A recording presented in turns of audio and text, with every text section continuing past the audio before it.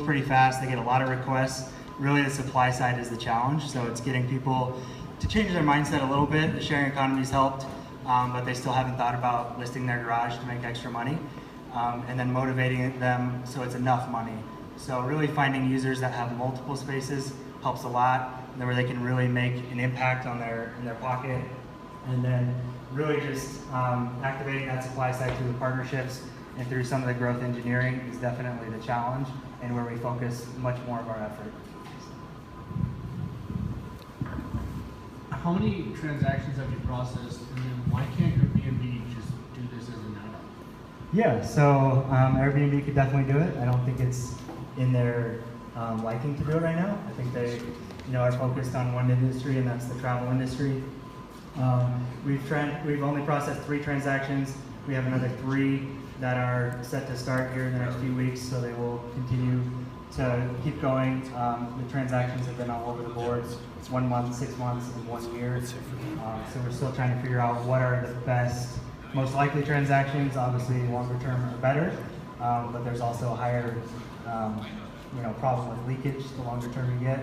So really trying to figure out what's that optimal transaction, and we have moved towards more of the vehicle and are working on the revenue model to kind of adhere to that. So.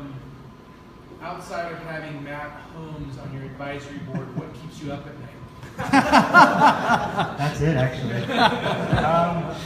No, I think it is, I'm a CPA in the past, and so I'm, really a cheapskate, and so really using the money to really hit the supply and grow the market, and being able to do that and make sure those economics work in the future is really what keeps me up at night. And so I think finding the best channels for me has been the thing that we just continue to nail down and put all of our focus in. So.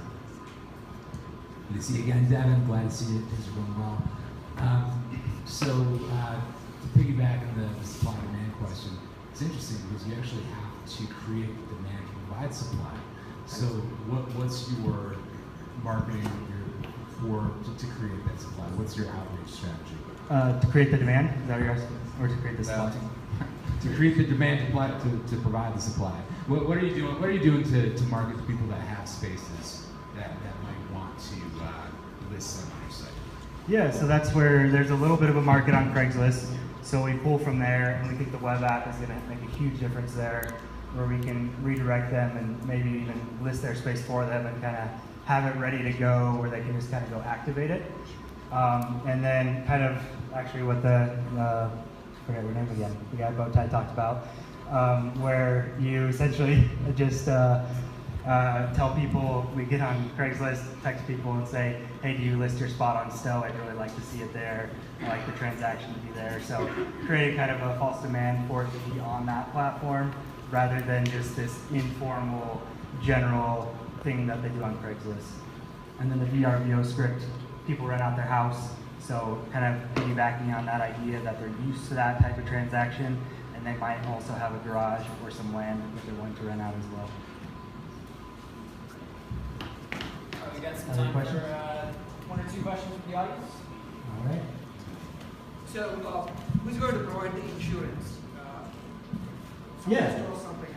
Number 1 question we get. So, existing policies. So, like I said, we want to focus on the vehicle, and that's one of the reasons is because there's less friction there. People are less likely to steal a vehicle because cops care about that. But as far as like stealing a few blankets or boxes, it might be hard. But currently, your homeowner's insurance, renter's insurance, personal property insurance, they cover your items no matter where they are.